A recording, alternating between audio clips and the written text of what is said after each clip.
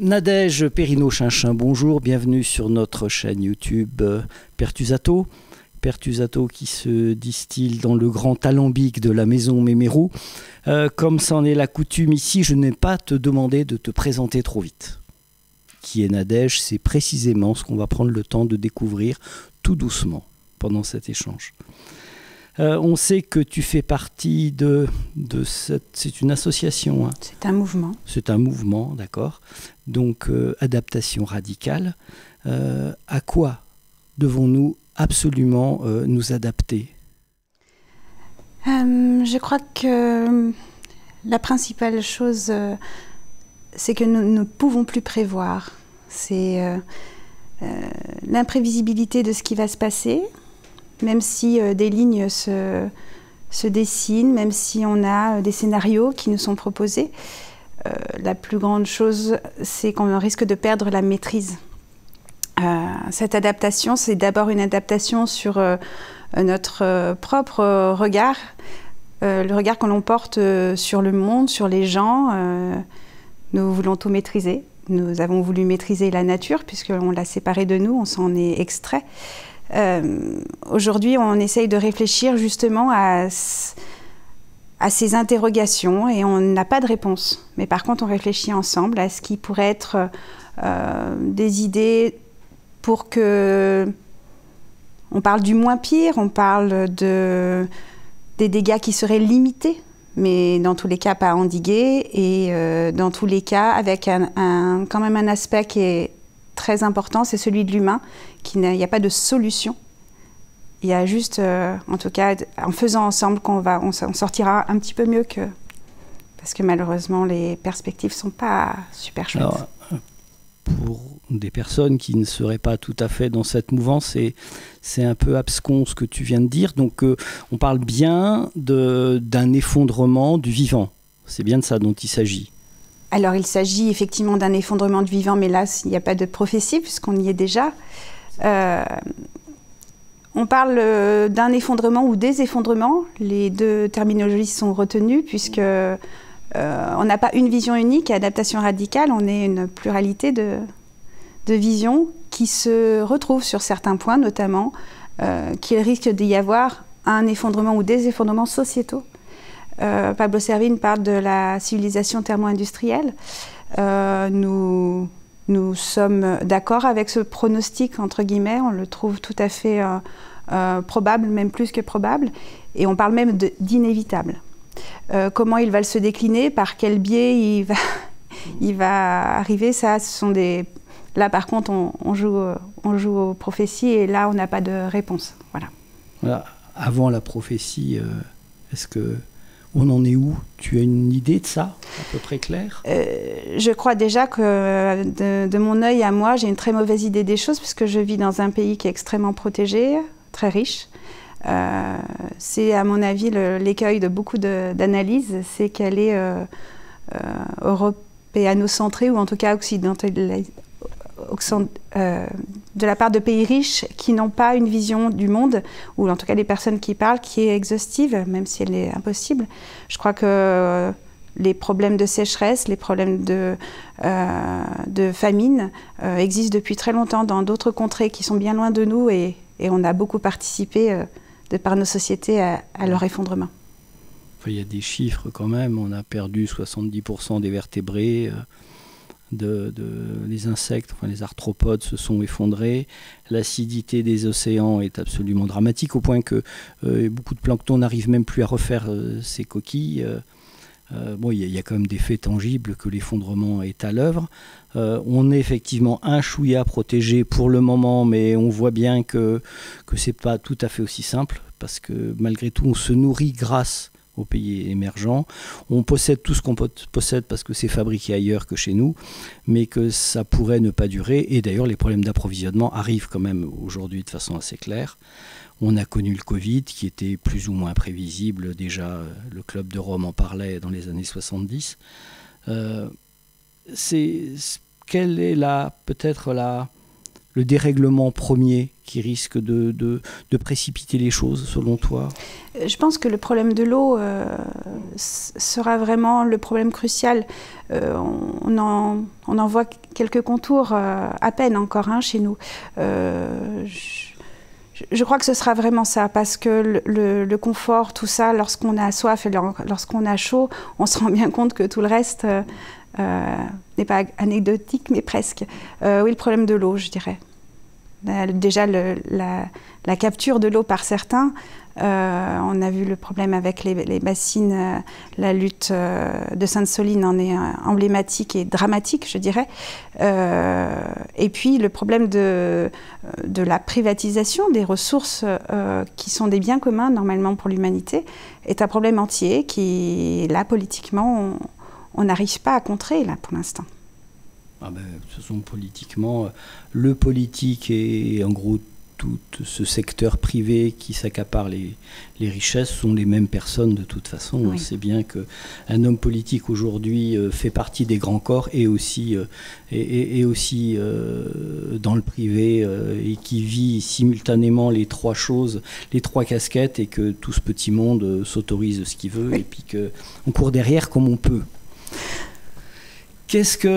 Alors, évidemment, il y a des réactions à tout ça. Tu parlais de ces méga-bassines. Il y a des tas de réactions partout. Il y a des associations, des ONG, des mouvements qui sortent de terre un peu tout le temps. Certains sont fermés, comme les soulèvements de la terre.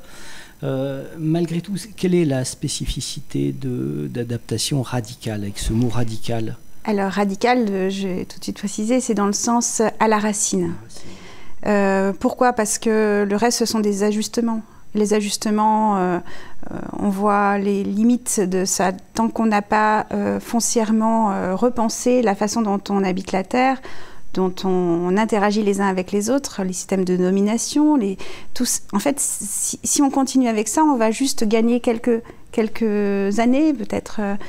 Et puis, dans le fond, je sais pas, moi en tout cas j'ai cette sensation, on est plusieurs à l'avoir, qu'on n'est pas vraiment heureux malgré tout ce qui est à notre disposition. On parle de problèmes de santé mentale notamment qui est assez prégnant dans nos sociétés, malgré toutes ces aides qu'on peut avoir avec la technologie. On se rend compte que même si certains sont heureux et tant mieux, ça, il n'y a pas de souci, mais dans la grande globalité, il y a une décorrélation entre le progrès, qu'on appelle le progrès justement, et le bonheur.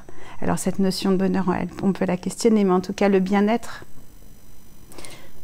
Le bonheur, oui, effectivement, c'est forcément une notion très complexe, mais ce qui est certain que la seule façon qu'on ait aujourd'hui de bien vivre, c'est de collaborer totalement au capitalisme.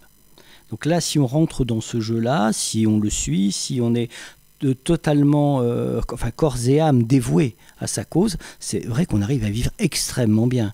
C'est ce qui explique certainement son succès. C'est vrai qu'on a des très belles voitures puissantes, climatisées, des belles maisons, des belles piscines, qu'on vit très bien et on partage entre personnes possédant la même fiction. Voilà, on partage un monde et on le partage bien et on est très heureux dedans. Le seul problème, c'est que ça ne va pas durer. Et qu'on n'est pas tous concernés non plus. Oui, je ne dirais pas qu'on est heureux. Je dirais qu'on est confortablement installé, oui. Le bonheur, non, je crois que pour discuter à gauche et à droite, à des gens riches de beaucoup de choses, il leur manque quelquefois beaucoup de choses aussi, et qui par contre impalpables et qui ne s'achètent pas. C'est très bateau ce que je dis.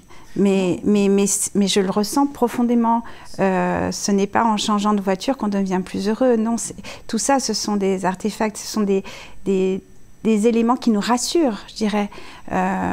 Parce qu'en fait, on a de quoi avoir peur. Et cette peur-là, au lieu de l'appréhender, c'est ce qu'on essaye de faire, adaptation radicale, on a le droit d'avoir peur. On a le droit de se dire, mon Dieu, mais qu'est-ce qui va arriver? Qu'est-ce que je vais faire? Et il y a la notion de la mort, en fait, qui est inhérente à toutes ces questions. Et comme c'est pas bien à la mode de parler de la mort, d'ailleurs, les rituels de mort sont complètement absents dans nos...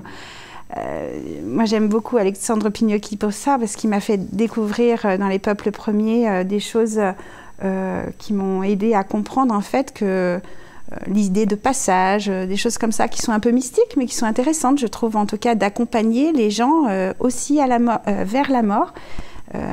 Alors, bien sûr, c'est une fin, je ne suis pas croyante, moi, mais je trouve ça beau qu'on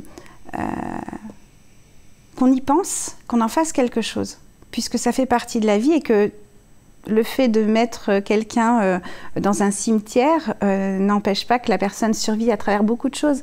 Voilà, je trouve qu'on manque de poésie, en fait, un petit peu dans plein de choses de la vie qui sont pourtant extrêmement banales, hein, la naissance, la mort. Et il y a certaines morts qui sont plus violentes que d'autres et j'ai bien peur qu'on arrive à des morts qui soient beaucoup moins évidentes à gérer et on n'est pas prêt. Cette fiction capitaliste, consumériste, a le défaut certainement de réduire l'humanité énormément.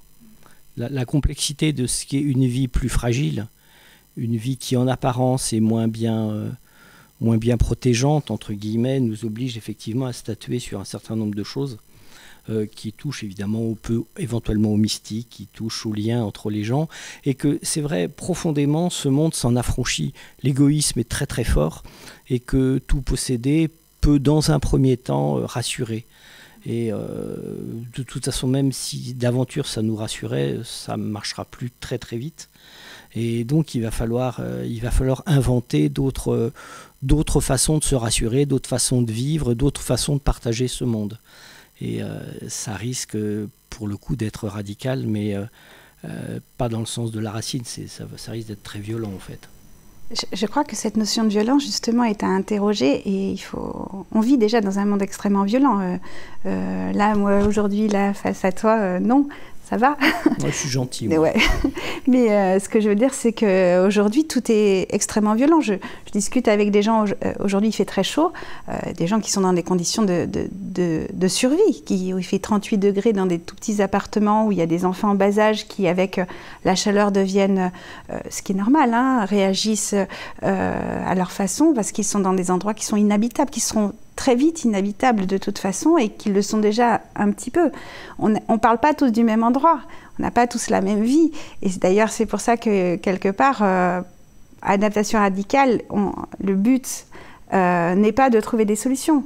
C'est que tout le monde ait la parole et que du coup, en travaillant ensemble, on crée quelque chose et déjà, on est mieux. Parce qu'il y a une chose qui est sûre, c'est que l'efficacité, on oublie.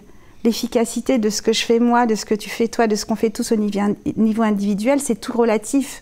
Donc on n'est pas dans le but de l'efficacité, on est dans le but de faire.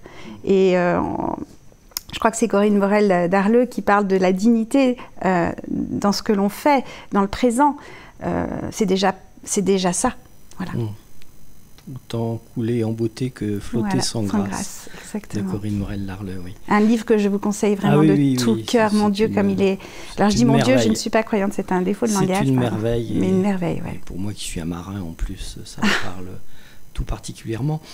Cette violence qu'on voit, nouvelle peut-être, je ne sais pas, qu'on voit apparaître de partout, on sent bien que son origine, c'est que les gens qui sont de plus en plus convaincus que la fiction néolibérale est en train de s'effondrer et que tenter d'y résister, c'est s'exposer à une violence extrême, et là, elle devient réellement extrême. Donc c'est évidemment la violence qu'on connaît, qu'on a connue par exemple dans les méga-bassines, mais c'est aussi une violence symbolique, c'est tous ces discours politiques, toute cette méritocratie, enfin tous ces gens qui refusent de jouer le jeu sont vraiment maintenant décriés avec une extrême violence, enfin vraiment de façon très méchante et méprisante. ça peut s'arrêter? Il y a un moyen d'enrayer ça ou c'est sans appel? Je crois que cette bataille ne sera jamais vraiment gagnée. Il y a des résistances, parce que il y a tout un système qui est en résistance et tout un système qui n'est pas assez en résistance et qui a tout intérêt que ça change. On est justement dans quelque part une folie du plus grand nombre qui se réfère, et on sait que les médias et que tout l'imaginaire qui est derrière, qui est véhiculé par les films et par la télé, par les émissions, voilà, toutes les structures qui paraissent légitimes à avoir un avis, en tout cas, ou sérieuses un peu, qui ont ce gage de sérieux, nous disent en gros que, et d'ailleurs les termes d'éco-terrorisme et tout ça qu'on prend aujourd'hui, les méchants c'est eux.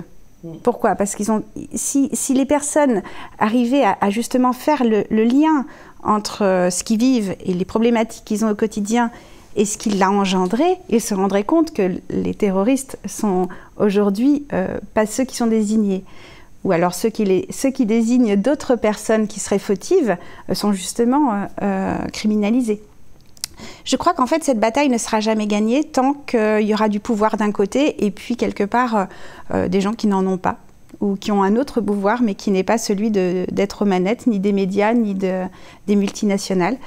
Donc, pour moi, ce qui m'intéresse, c'est même pas cette lutte-là parce que je la sens c'est un peu démesuré pour moi.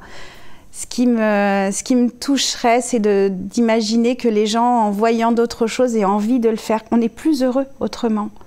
Que ce soit désirable, attirant, que la vie autrement, sans ce consumérisme obligatoire, sans cette volonté de partir en vacances en prenant l'avion pour faire quelque chose, alors qu'à côté, on n'est même pas allé voir le petit chemin qui mène... voilà. Alors, ça fait très bucolique, très même utopique, tout ça, mais je suis une utopiste revendiquée. Voilà, je trouve que... besoin d'utopie. Oui. Je crois que, de toute façon, la nature humaine a besoin de récits. Moi, mon récit à moi, c'est déjà qu'à côté de chez moi, il n'y ait pas des camions toute la journée qui... Voilà, je vous dis des choses très intimes, mais moi, le bruit est quelque chose qui me pose problème. Le bruit qui m'est imposé. J'aime, si j'écoute de la musique, si j'écoute des gens parler, là, c'est quelque chose que je choisis. Mais je crois qu'on est dans un brouhaha ambiant, mais c'est pas seulement du bruit, c'est aussi des idées qui sont comme ça véhiculées de manière incessante, que ce soit dans les supermarchés. Il y a ce bruit, il y a ces pubs, tout ça, et en fait, ça atteint notre cerveau malgré nous. Ça nous endoctrine. Voilà, je crois que le sujet, c'est enfin, à notre petit pouvoir, en fait, c'est d'essayer de montrer autre chose. Voilà, après, on peut avoir des luttes politiques, c'est quelque chose qui m'intéresse aussi. J'ai essayé voilà, j'ai participé à certaines choses, mais il n'y a pas un combat qui est plus intéressant que l'autre. On fait ce qu'on peut, chacun, selon ce qu'on a envie de réaliser, le temps qu'on a, les capacités qu'on a, etc. Et dans tous les cas, c'est ce que je veux véhiculer, ce que j'essayerais de dire par-dessus tout, c'est si le combat d'un autre ne te convient pas ou ne te parle pas, laisse-le faire, c'est chouette. Il se bat pour quelque chose, tu n'es pas lui, tu ne sais pas ce qu'il a en lui qui l'a poussé. Et en fait, on a besoin de tout le monde. Et ce n'est pas il me semble en tout cas que ce n'est pas du tout en se montrant du doigt en disant mais pourquoi il fait ça d'abord? J'ai entendu parler de la langue française qui était féminisée, que c'était n'importe quoi. Mais si c'est le combat de quelqu'un pour qui ça parle, pourquoi pas? Enfin, voilà. Une sorte de convergence des luttes qui n'est pas objective, qui n'a pas à l'être. Qui n'a pas à l'être, c'est ça. Et que ce serait des millions de petites tentatives comme ça qui finiraient par peut-être faire plier une fiction générale de plus en plus rigide, de moins en moins crédible, peut-être de moins en moins suivie. C'est très dur de mesurer ça. Mais malgré tout, j'ai quand même l'impression qu'il y a de plus en plus de personnes qui interrogent le monde quand même, qui se demandent si on ne pouvait pas vivre autrement, et que peut-être, on l'a vu dans le Covid, c'était quand même très fort. Quand on se rend compte que ce mode de vie est déjà fragile, qui peut s'arrêter à tout moment, les gens tentent d'autres choses. Y a des professions qui se sont effondrées parce que les gens ne veulent plus y aller. Ça, j'ai vraiment vu ça de très très près. Y a des professions où les gens disent j'ai vécu 20 ans comme ça, et pourquoi en fait? Là, j'ai eu droit à 2 ans d'autres choses, 2 ans pendant lesquels j'ai pu lire, j'ai pu faire autre chose, et qui voilà, n'arrivent plus. Enfin, il y a des choses amusantes dans le monde du spectacle, il y en a dans la restauration, où certains salaires sont quasi doublés, sans qu'il y ait de lutte, sans qu'il y ait de syndicat, sans qu'il y ait de combat. C'est juste on ne veut plus y aller en fait. Et dans certains endroits, alors très très très sérieux, hein, c'est juste ça qui a fait la différence. Les gens disent, ils ne veulent plus venir en fait, ils ne viennent plus. Dans adaptation radicale, est-ce qu'il y a quand même, indépendamment donc de cette envie de réunir des gens, de leur donner la parole, qu'ils puissent exprimer justement leurs craintes, ses doutes, est-ce que quand même il y a quelque chose derrière tout ça de plus politique ou de plus global? Bien sûr. Déjà, adaptation radicale est sans cesse en mouvement, parce que même s'il y a une association qui a été créée autour de Lille, qui du coup s'est structuré, le groupe local de Lille s'est structuré en association, et il y a une déclinaison qui est un support logistique pour la France. Le reste, ce sont des mouvements, des groupes qui sont assez informels, qui se fondent, se défont, s'enrichissent, certains disparaissent.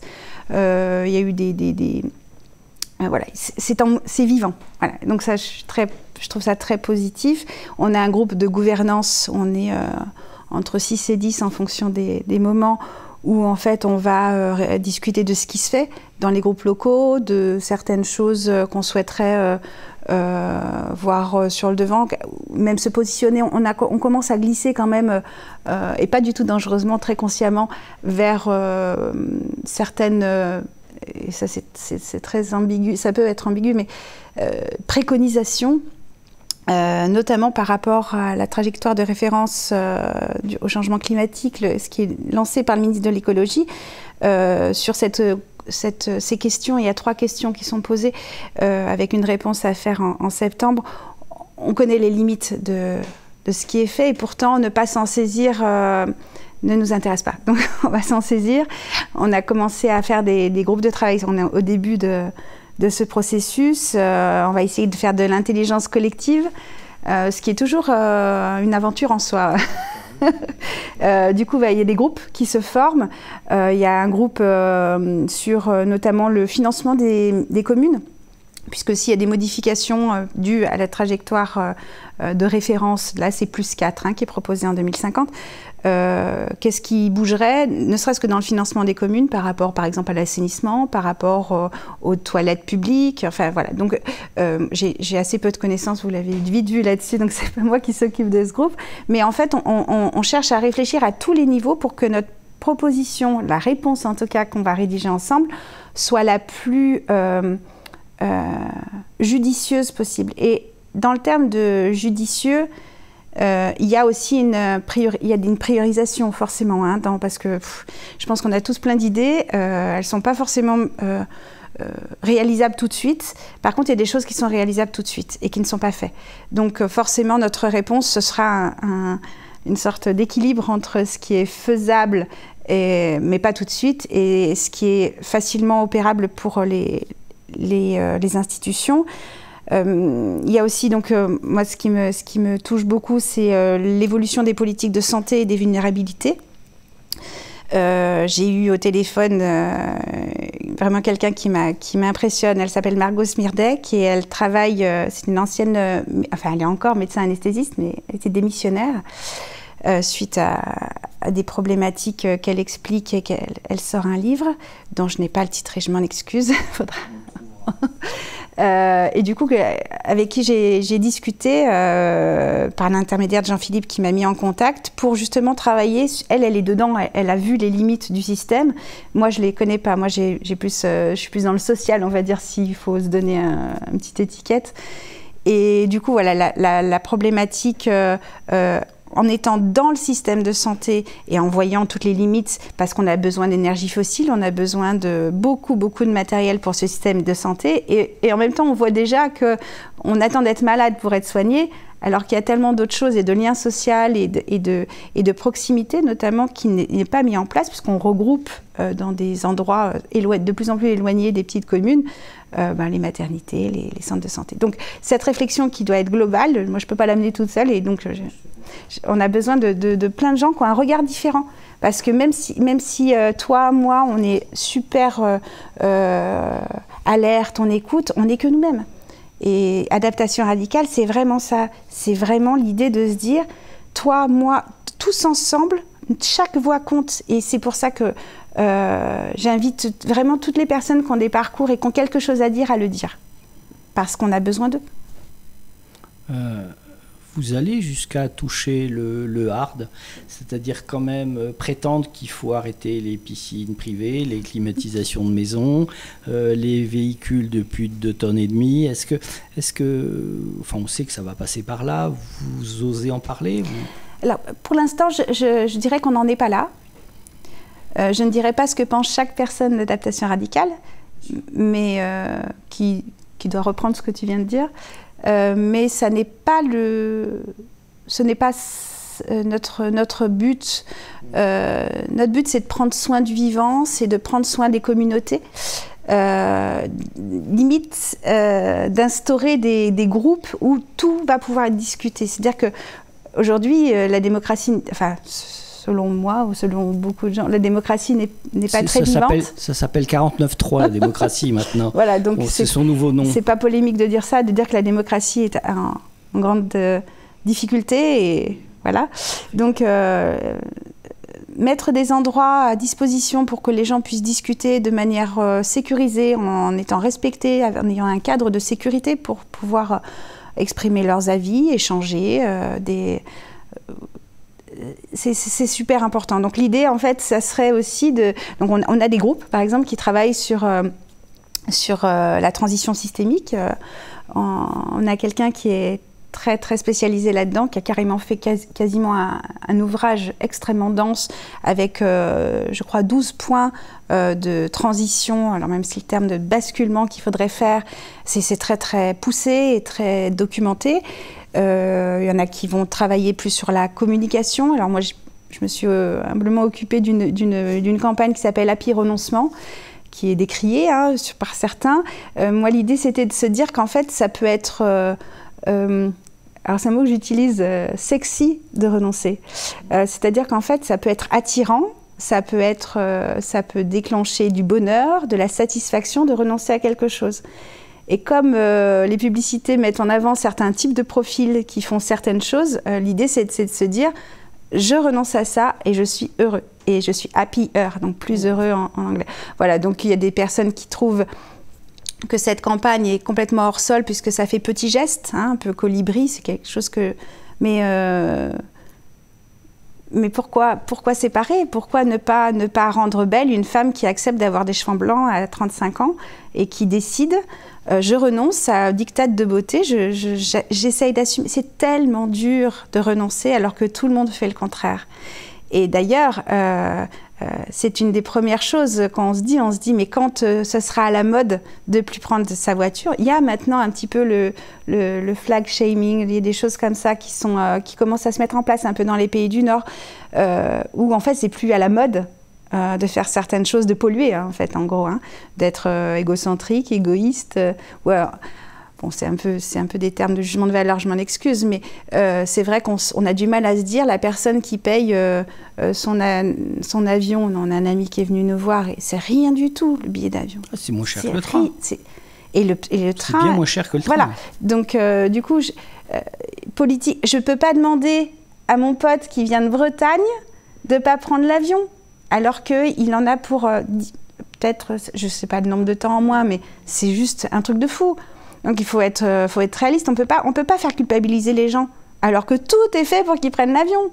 C'est pour ça, on peut pas... Je trouve qu'en fait, on embête beaucoup les individus sur ce qu'ils font pas, ils font mal, etc.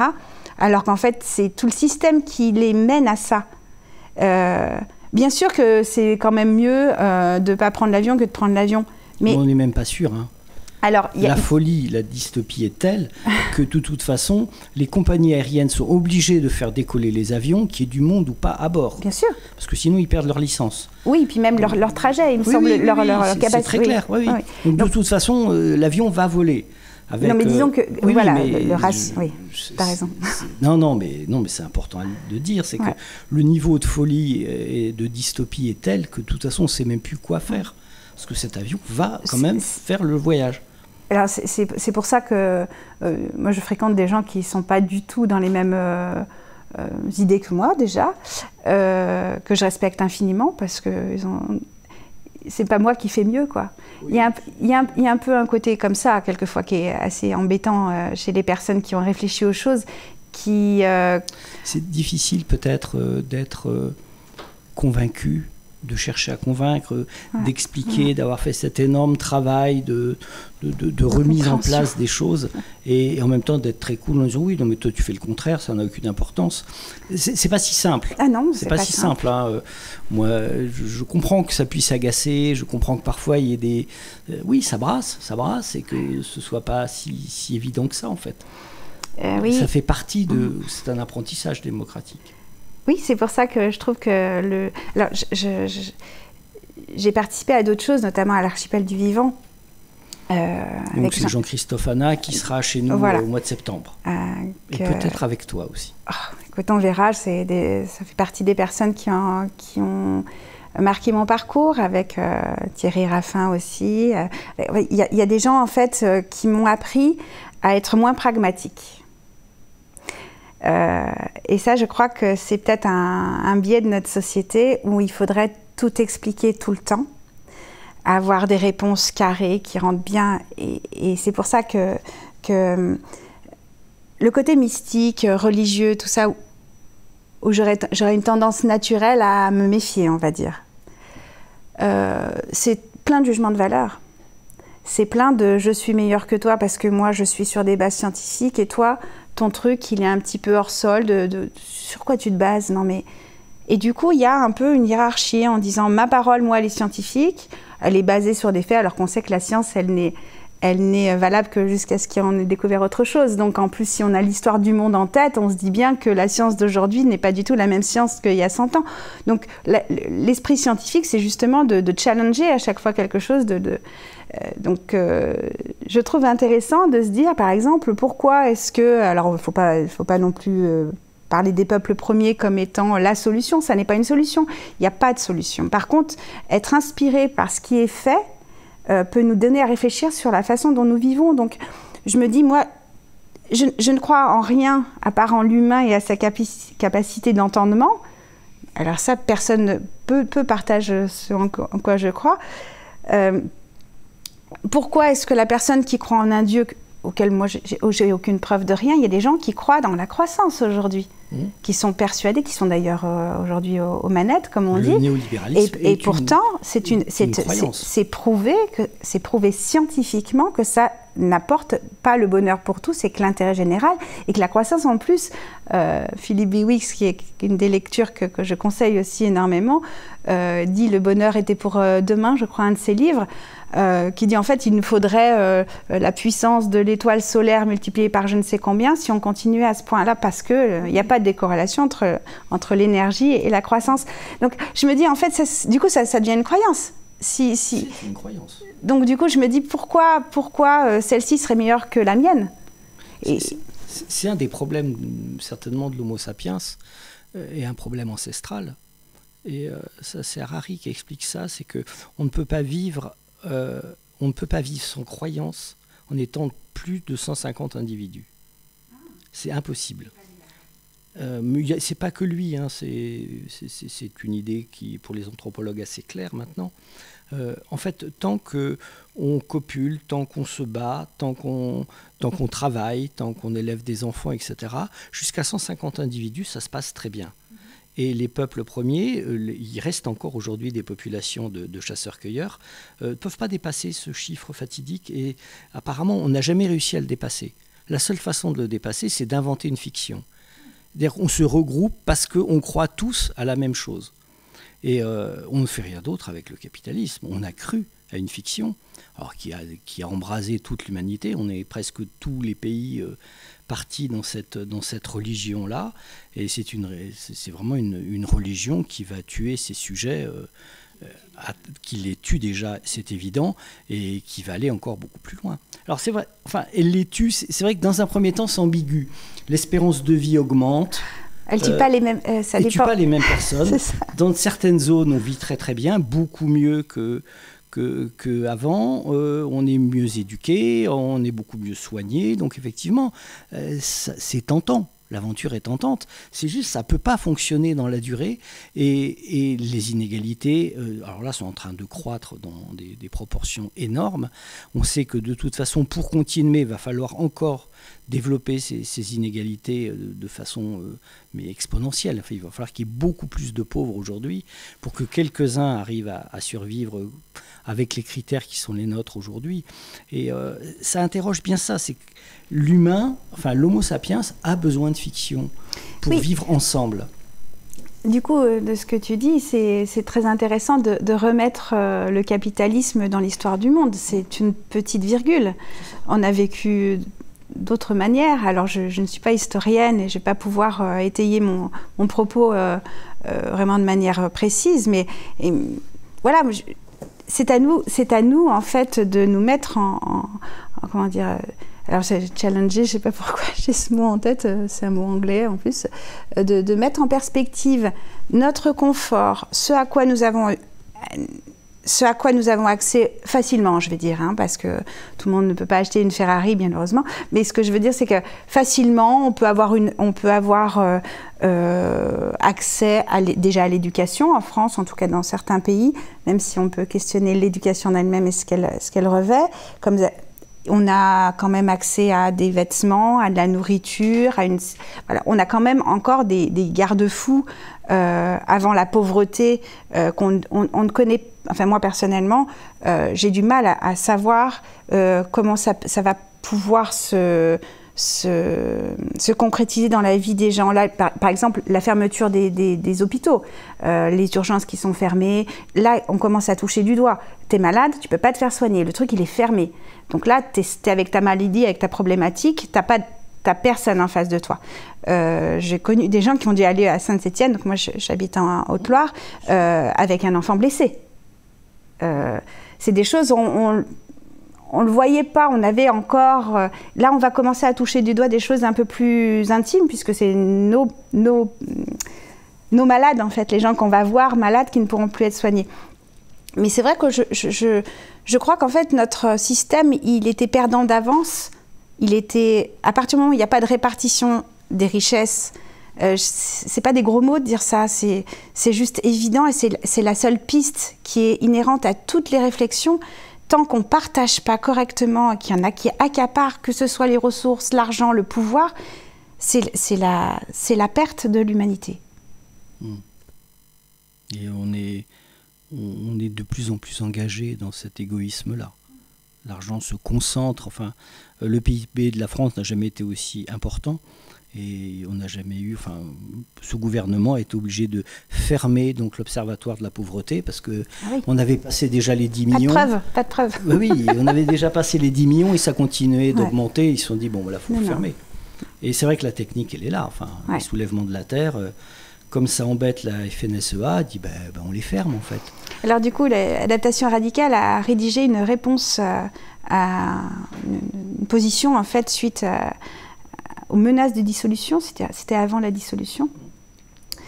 On est à un tournant quelque part dans les luttes. On parle de lutte écologiste.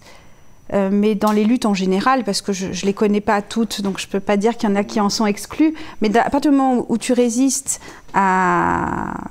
au truc dominant, c'est-à-dire à ceux qui veulent absolument qu'on consomme, qu'on s'accapare, qu'on participe à ce système-là eh bien, tu seras criminalisé, tu seras embêté, mais de manière... Et là, là pour moi, en fait, on est dans les révoltes, on est dans les grandes grèves d'avant. Alors, j'ai été 20 ans cheminote, j'ai beaucoup fait de grèves, tout ça. Mon mari est cheminot et encore un des rares à essayer de s'opposer, même s'il est beaucoup moins actif, bien sûr. On vieillit aussi, hein. On n'a pas les... Certains se radicalisent en vieillissant, on n'est pas tous pareils. Voilà, bon, c'est pas... Juste, j'ai touché du doigt ces grandes vagues de chaleur humaine lors des grèves, lors des oppositions, où on a l'impression de... Là, on trouve de l'humanité.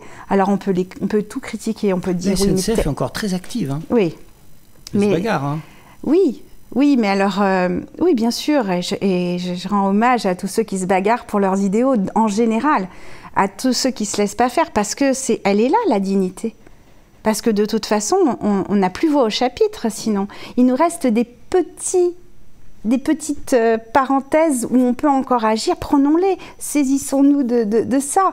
Ne serait-ce que parce que, moi je l'ai dit toujours, mais je sais que ça semble un peu tiré d'un bouquin à l'eau de rose, mais je veux pas que mes gamins plus tard ils se disent, mais qu'est-ce qu'elle a fait ma mère ? Mais attends, elle avait tout ça, elle avait compris, elle a rien fait ? Mais je ne supporterai pas, là mon ego rentre en jeu, c'est que je ne supporterai pas que mes gamins ils disent ça de moi. Et je crois que après moi le déluge, ce dont on a pu parler à d'autres moments, mais c'est inhumain. C'est-à-dire qu'en fait, on accepte pour notre confort qu'il y en a d'autres qui crèvent. Ah, je peux pas dire autrement. Tu parlais de tes vêtements, bah oui. On sait par qui ils sont fabriqués. Voilà. Alors bon, moi, en plus, j'ai une mode de consommation qui est tout à fait alternatif. Donc, mais on peut tout à fait ne quasiment plus acheter de vêtements neufs, faire des brocantes et tout. En plus, moi, j'adore ça. Donc, je rencontrais des gens, discuter. Par contre, au départ, il faudrait qu'on ait moins de choses. Moi qui suis fan de Goldman, alors ça fait pas... Mais vraiment, les choses, la chanson, les choses. Hein. En fait, on est défini par ce qu'on possède. Et alors, le capitalisme a gagné complètement là-dessus. Et voilà, donc c'est des questions que je me pose et puis que je pose à mes enfants aussi, parce qu'il y a eu les soldes. Alors, bon, moi, je suis empêtrée, en fait, entre ce que je pense vraiment et puis la vie de gens qui sont autour de moi, qui ne pensent pas forcément la même chose que moi. Et ça fait des fois des dystopies, enfin, des trucs un petit peu compliqués. Mais il faut pas, à mon avis, il ne faut pas se couper du monde. Et on ne pourra pas répondre aux enjeux de société si on se coupe du monde. Oui, on n'est pas contraint à la cohérence. Non, il faut renoncer. Il faut renoncer à ça. Non, mais c'est aussi comme on est aussi tenu par ça. C'est que, en fait, typiquement, les républicains dans leurs discours sont hyper organisés, hyper cohérents. Et la méritocratie aussi a ça derrière en arrière-fond. Tout est organisé, tout est à sa place et tout est très précis. Et ça, c'est profondément inhumain. Oui. Même Darwin nous a vraiment appris ça. La vie, c'est multiple, c'est changeant, c'est pas pareil d'un bout à l'autre, et qu'elle n'a pu arriver jusque-là, la vie humaine au moins, de l'Homo sapiens, jusque-là, justement parce qu'il y avait plein de tentatives, et que l'énorme problème qu'on est à régler aujourd'hui, c'est ça, c'est qu'on fait tous la même chose. Oui. Rigoureusement tous la même chose, de la même façon, avec les mêmes paradigmes. Et là, par contre, la planète tient pas. C'est pas possible. C'est pas assez incohérent. C'est pas suffisamment, entre guillemets, bordélique pour que tout ça arrive à s'amortir d'un côté, de l'autre, et que ça arrive à fonctionner. Cette espèce de réponse unique au problème du vivant est en train effectivement de le réduire. Oui, j'ai eu la chance, et d'ailleurs c'est à la disposition de chacun et de chacune qui veut s'en emparer, l'école de l'Anthropocène, de l'école urbaine de Lyon, mais en ligne des cours, des conférences, etc. Et j'avais suivi, et là il faudra encore m'excuser, mais je ne me souviens pas du monsieur qui intervenait, qui disait qu'en fait la nature est complètement inefficace.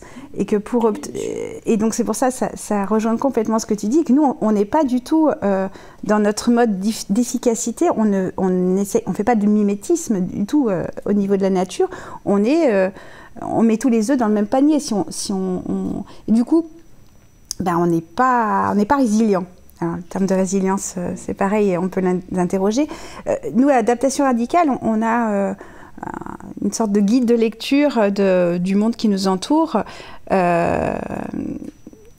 qui nous aide en fait à interroger les événements qui se passent, par exemple la sécheresse. Le terme de résilience, c'est un terme qu'on a beaucoup discuté parce qu'il a été utilisé en fait même par les dominants entre guillemets. Alors, non, la résilience, c'est pas pour revenir à l'état antérieur, c'est pour absorber le choc et qu'on ne soit pas complètement sur les genoux après ce choc. C'est pas l'état antérieur. Et là, du coup, il y a eu une discussion sur le terme de résilience. C'est compliqué, parce que la question, est-ce que... Oui, c'est le grand débat entre Cyrulnik et Lordon, c'est de dire on est très résilient, c'est-à-dire qu'on arrive à bouffer toute la merde qu'on nous demande de bouffer, et comme on est très résilient, on mange tout et on se tait. Et à un moment donné, oui, il faut savoir quand même si on est résilient jusqu'au moment où on dit non, mais là on veut plus, en fait, c'est pas la peine, votre histoire, on va pas la manger, quoi. Oui, mais c'est d'ailleurs pour ça qu'on est interrogé, nous, en tant qu'adaptation radicale, en disant mais si tu t'adaptes, tu baisses les bras. Ça veut dire que tu t'arrêtes de lutter, ça veut dire que tu acceptes les choses de manière... Mais pas du tout. Nous, on est plus dans l'idée de se dire, en fait, il y a des choses auxquelles on va devoir s'adapter, qu'on soit d'accord ou pas d'accord. En fait, il ne s'agit pas d'être d'accord ou d'être pour ou contre. C'est un pragmatisme qui est plutôt bienveillant, dans la mesure où on sait que ce sont toujours les mêmes qui vont morfler en premier et qui morflent déjà. C'est une question d'humanité de s'adapter. C'est-à-dire que si on sait que plus on s'adapte, moins les chocs sont brutaux, violents. On veut tout mettre en œuvre en sachant qu'en plus il y a énormément de choses qui sont imprévisibles entre les signes noirs, entre les événements qu'on peut pas anticiper, et puis on ne connaît pas la réaction des foules. Parce que même si on a envie de nous dire oui, il faut qu'on se braque les uns contre les autres parce qu'il n'y aura que de la violence, c'est pas vrai. Moi, pendant le Covid, j'ai vu beaucoup d'humanité et de solidarité. C'est pas à la mode, mais l'entraide, l'autre loi de la jungle de Pablo Servigne nous le montre scientifiquement. Ceux qui peuvent s'en sortir dans les communautés et les sociétés sont ceux et ceux qui s'entraident. C'est une vieille idée Darwin. Oui, alors... les espèces qui survivent, ce sont celles qui s'adaptent. Voilà, donc on peut interroger beaucoup les choses, mais là aujourd'hui, on a tout intérêt à ne serait-ce que connaître son voisin, discuter, même si... Alors, il y a aussi le R de la réconciliation dans l'adaptation radicale, qui est le plus dur en fait. C'est de discuter avec quelqu'un qui n'est pas du tout d'accord avec toi. C'est de faire société avec lui, parce que de toute façon, tu ne feras pas sans lui. Sinon, tu t'isoles. Sinon, tu fais des chapelles les unes contre les autres. Et la tendance un petit peu chez les alternatifs et les écolos, je déteste ces termes, mais tout le monde comprendra de qui je parle, c'est de dire oui, mais lui, il fait pas bien comme ça. Mais lui, il n'a pas pris ça. Alors, on est dans la hiérarchisation. Alors, qu'est-ce qu'il faut faire d'abord? Mais non, mais il faut tout faire, là. L'enjeu est tellement énorme qu'il faut se bouger, il faut faire lien, il faut continuer à vivre en ayant de la joie, de l'espoir, j'aime pas ce terme, mais en tout cas de l'allant, envie d'aller de l'avant, et même si l'avant est incertain. Je pense que tout à l'heure, tu parlais c'est notre système de valeurs qui est à remettre en cause. Donc, il y a une révolution axiologique à avoir. Ouais. Et effectivement, c'est de reconnaître comme étant respectables des gens qui, aujourd'hui, remettent quand même en cause profondément nos systèmes de valeurs. Parce que jusque-là, on ne reconnaît que les gens qui réussissent dans ce modèle-là. Qu'est-ce que la réussite? Oui, c'est évident. Aujourd'hui, on est là.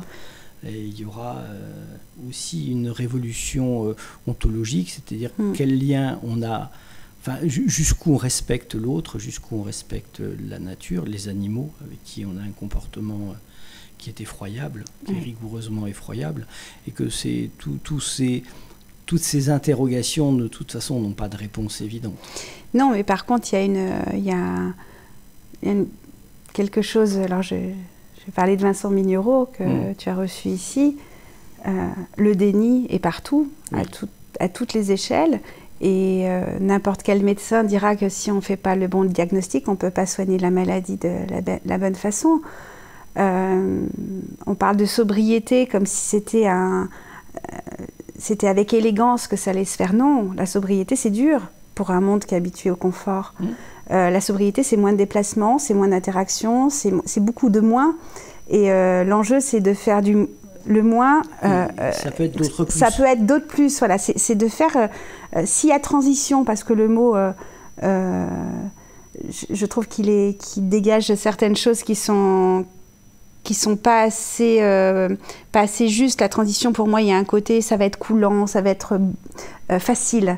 Alors c'est peut-être moi qui vois ce mot comme ça, mais Alexandre Monnat parle avec Diego Landivar et Emmanuel Monet parle de redirection écologique. pourquoi pas, bifurcation, pardon. Oui, voilà, donc je pense qu'il y a plusieurs mots, mais en tout cas, il y a quelque chose, l'urgence, ça serait de faire beaucoup de choses tout en même temps. On sait que ça ne va pas être fait, mais si on fait mal, on risque de provoquer de la réactance. Encore Vincent Millero qui dit si on impose quelque chose, la personne n'a pas compris, elle va le rejeter parce qu'elle va se sentir attaquée. Donc ça, c'est humain. Donc on est obligé d'avoir beaucoup de considération pour le psychologique. C'est pas un gros mot. On a des émotions, on pleure, on rage, on a des mauvaises réactions. Des fois, on s'en veut, on dit mais putain, mais pourquoi j'ai fait ça? Pourquoi j'ai dit ça? On trouve pas les bons mots, mais on est juste humain. Donc on ne sera pas efficace. Point. On renonce à être efficace. Par contre, on s'y attelle. On travaille, on se trompe, on fait quelque chose. Il y a des tiers-lieux, des écolieux qui se montent. Alors, on peut dire, oui, mais c'est que des gens qui ont de l'argent qui arrivent à faire ça. Il y a aussi d'autres personnes qui le font et qu'on pas voit au chapitre, qui ne sont pas dans les journaux, mais qui font aussi ça, alors qu'ils avaient peut-être pas de capital ni culturel ni social pour le faire, qui l'ont ressenti autrement. Mais c'est bien, il faut tester les choses, mais aujourd'hui, on n'a pas de manière testée. On est pris dans une accélération. Donc, mais on est dans un monde en train de s'effondrer, très clairement, qu'on tente désespérément de maintenir un peu de cohérence, un peu de... ouais, le mot cohérence, c'est peut-être ça qui irait le mieux, c'est-à-dire une espèce de logique interne qui fait que ça peut encore perdurer un moment. Et après ça, on ne sait pas du tout où ça va. Ouais. Donc, soit, effectivement, on se dit, bon, on ne sait pas et on y va gentiment. On verra bien, effectivement, tout ce qui manifestement ne fonctionne plus, faut l'arrêter. On l'arrête et on regarde ce qui se passe, on essaye de voir comment on le vit. Soit on est plutôt dans une logique politique républicaine en disant on est pied au plancher, on fonce à toute vitesse et toute personne qui voudrait freiner, on va lui dire ah ben non mais toi t'attaques la démocratie, c'est ce qu'on est en train de faire partout. Vraiment l'écologisme attaque la démocratie. Parce que la démocratie c'est le capitalisme. C'est que ça. Oui, alors du coup, j'interrogerais dans ce que tu viens de dire, là, qui décide que ça ne fonctionne pas? Les dominants. Voilà, aujourd'hui, et donc là, c'est le dernier bouquin d'Alexandre Bonin que j'aurais vraiment beaucoup cité, Politiser le renoncement, qui a évoqué des choses qui me sont passionnantes pour moi, parce que j'étais à Rive-de-Gier pendant 15 ans, dans une communauté avec beaucoup de couleurs et de problématiques différentes, des gens formidables dans leur résilience justement au quotidien, et rencontrer des gens que j'aime profondément, qui m'ont montré en fait que ce qui compte pour moi, mes attachements à moi ne sont pas forcément celles d'un autre, et que mes attachements à moi ne sont pas mieux, sont pas plus légitimes que celles d'un autre, mais qui les questionne ces attachements? Qui pose la question à des personnes qui vivent justement, et je pense à eux avec cette chaleur, dans des conditions tout à fait difficiles, profondément difficiles, surtout avec des enfants, et souvent qui n'ont pas beaucoup de relais pour se changer et les idées et la température des corps. Du coup, je questionne juste, et Alexandre Bonin le fait dans son livre, c'est qui décide de ce qu'on ferme, comment on le ferme, qui décide ce qu'on arrête, comment on l'arrête. Et ça, il nous faut retrouver la démocratie, sinon on sera dans une dictature, à l'inverse de ce qui semble intéressant de faire. On est déjà dans une dictature. Oui, mais disons que c'est une dictature qui ne prône pas, en tout cas, les valeurs que je porte. Et s'il y a une autre dictature qui porte les valeurs que je porte, je n'ai pas gagné non plus. Parce que ce qui est très, très... Le plus important, c'est d'embarquer tout le monde. Et de prendre le temps, même s'il y a urgence, de prendre le temps de les embarquer. Et pour ça, la Convention citoyenne. Un bijou, s'il y a de l'espoir, c'est bien là-dedans. Des gens qui qui étaient, soit je crois, un panel de la population représentative, oui, bien sûr, oui. À qui on a exposé. Alors il y en a certains qui ont dit oui, ils ont été embrigadés, parce que non, on peut toujours tout dire, on peut toujours tout critiquer en fait. C'est ça qui quelquefois m'agace un peu, c'est qu'on critique, mais moi j'ai juste envie, alors je fais peut-être bisounours, mais de dire bravo quoi. Bravo, merci. Moi, j'en ai des frissons, je trouve. J'imagine pas des personnes à qui on n'a jamais donné la parole. Et là, ils sortent des des idées, des propositions de loi tout aussi intéressantes les unes que les autres. Certains diront c'est pas assez, d'autres c'est trop, mais moi je suis persuadée que n'importe qui, peut-être pas avec les mêmes mots, peut-être pas avec la même rapidité, peut-être avec des éléments qu'ils auraient besoin pour compléter sa pensée, mais n'importe qui peut prendre une bonne décision. Et ça, je suis vraiment démocrate, moi. Ce qui n'est pas le cas de notre démocratie aujourd'hui. Qui est républicaine, très clairement, oui. Oui, et puis qui enlève le pouvoir et qui ne le redonne pas, fait semblant de le donner pendant les élections. Et... le concentre énormément tout le temps et de plus en plus. Oui, sur cette convention citoyenne, la seule chose dommage, c'est qu'elle n'ait servi à rien, mais... Ah, je ne suis pas d'accord. Oui, enfin, bon, l'exemple peut-être, mais il y a quand même le mépris des dominants vis-à-vis des résultats. Enfin, c'est évident que, bon, c'est une colonie de vacances pour eux. Oui, mais ça n'a pas servi à rien. Oui, sûrement. Je pense que ça a fait naître, en tout cas chez les personnes qui n'avaient pas forcément une sensibilité politique, je pense que ça a permis à certains d'accéder à... Je trouve que c'est toujours positif. Et le mépris du gouvernement derrière, de M. Macron, c'est tellement... Ça a permis de mettre... il n'y avait plus de faux semblants, quoi. On était dans le vrai. Il a fait des grandes... Et puis, les grandes déclarations, là, on pouvait les mettre en avant-après. Là. Il y en a beaucoup qui l'ont fait sur les réseaux sociaux. On est dans un monde très méprisant. Ouais, très méprisant. Très méprisant. Et c'est pour ça, le fait j'en parlais avec Margot Smirdek justement, le fait d'avoir des diplômes te permet de parler. C'est bon, toi, c'est bon, c'est quoi sur ta fiche? Bon, alors t'as fait ça. Enfin, Aurélien Barraud, il a beaucoup de diplômes, il a 2 doctorats, on l'aime pas quand même, hein, c'est pas... Ah oui, mais il est écouté. Oui, il est écouté. Il est écouté maintenant, alors il a... non, mais en plus, moi, j'aime beaucoup Aurélien Barraud, il est formidable dans ce qu'il fait. De toute façon, moi, j'aime beaucoup les gens en général, même si je ne suis pas d'accord avec tout le monde. Disons qu'après, il y a des choses qui me touchent plus que d'autres, mais comme chacune et chacun, je dirais juste qu'on ne donne peut-être pas beaucoup de la parole aux les petites gens, et je le dis avec beaucoup de tendresse, les gens qui ne sont pas forcément dans le cursus de valorisation de leur personne, qui passent par les études ou par des postes qui te permettent de mettre des étiquettes et des petits traits dans ton CV. Des revenus surtout. Et bien sûr, et des revenus. Après, il y a des tas de gens qui ont beaucoup d'argent pour des tas de raisons, qui ne méritent pas plus que ça et qui sont respectés parce qu'ils ont ça. Oui, c'est pour ça que, comme tu disais, c'est le système de valeurs qu'il faut interroger à chaque fois. Voilà, il faut, oui. Et moi, je crois que les enfants, c'est un avenir... ça passe beaucoup par les enfants. On n'en a pas d'autres, hein. Sans eux, de toute façon, ça s'arrête. Hein. Donc, je remercie déjà tous les jours, et j'espère qu'ils le savent, je pense qu'ils le savent, les professeurs, les gens qui s'investissent. Il y en a qui ont baissé les bras, mais il y en a encore beaucoup qui s'investissent et qui tiennent, mais on ne sait pas comment ils tiennent avec le peu de reconnaissance qu'ils ont. Au-delà des professeurs, est-ce que l'éducation nationale joue encore un rôle? Elle joue un rôle, oui. Je crois qu'elle joue un rôle. Est-ce que c'est le bon? Je ne saurais dire. Je crois que c'est en tout cas un lieu où il peut encore se passer des choses. Et il existe, et les enfants y vont encore. Donc il y a encore cet espoir-là, de se dire, il est communément admis aujourd'hui en France qu'on envoie son enfant à l'école, que c'est obligatoire. Donc ça veut dire qu'il y a un lieu privilégié d'accès, entre guillemets, à toute cette population enfantine qui a encore pas beaucoup trop déjà, mais qui est encore en phase de création, d'imaginaire, qui a encore accès à ça. Parce que, comme tu l'as dit au début de notre rencontre, c'est les récits. Et les récits, on les fixe par la pub, on les fixe par qu'est-ce qu'il faut avoir. C'est quoi? C'est gagner 2 000 €, 3 000 € par mois pour pouvoir partir en vacances et envoyer des photos et faire un selfie parce qu'avec la mer bleue derrière, c'est tout ça qu'on vend aux enfants. Et si on arrive à leur parler à cet âge-là où c'est en train de se construire, où tout n'est pas figé... Tu es certaine que l'éducation nationale raconte autre chose? Ah, je ne suis certaine de rien. Moi, j'ai un vrai doute aujourd'hui. J'ai quand même l'impression que c'est devenu... comme tous les autres, c'est devenu un outil de propagande il y a des résistances.